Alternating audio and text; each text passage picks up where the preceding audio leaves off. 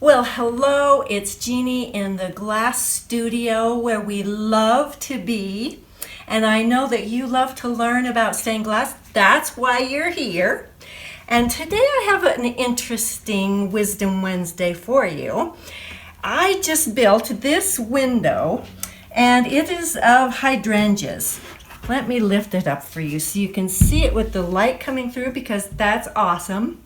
So I wanted the leaves to have more of a texture to them, and I wanted to show that the leaves had veins. So what I did, I'm thinking, okay, how can I do that? And first, just to see if I liked it or not, I just drew on here with a marker. And I thought, I like that. And so I thought, how can I get that same thing without the marker, right? So I tried a few things or thought of a few things. One is that I could have sandblasted it and then just cut out the different veins and then, sandblasted that in and then painted.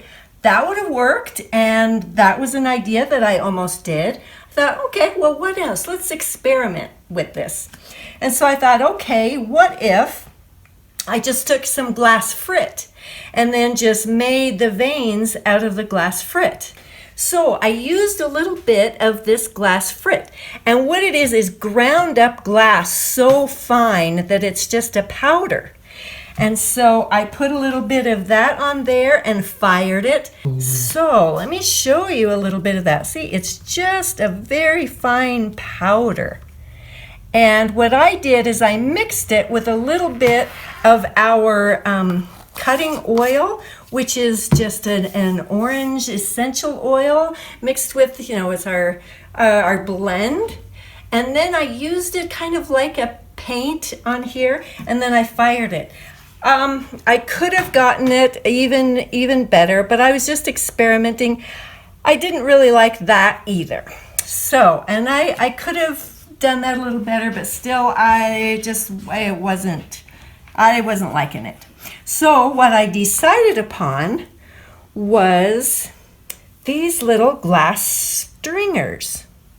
And they look like pencil lead, don't they? Just little tiny glass stringers. And so I would just break off a little piece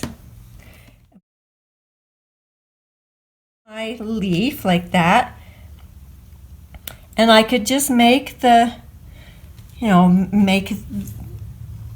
it look like the veins in a leaf as much as I wanted to do, and then put that in the kiln, bring it up to 1300 degrees, and then let it cool from there. I just like to leave it on overnight. So it's kind of exciting in the morning to get up, and it's like Christmas, to come out here and find out what the kiln has prepared for us.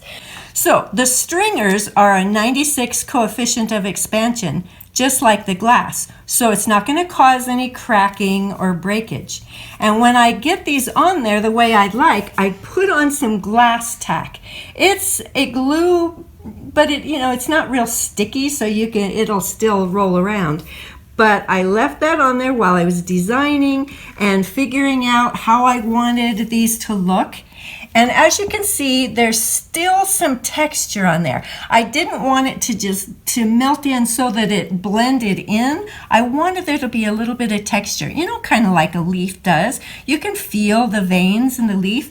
That was my idea. And the reason that there is that little bit of texture is because I only heated it up to 1300 degrees. So that worked just right.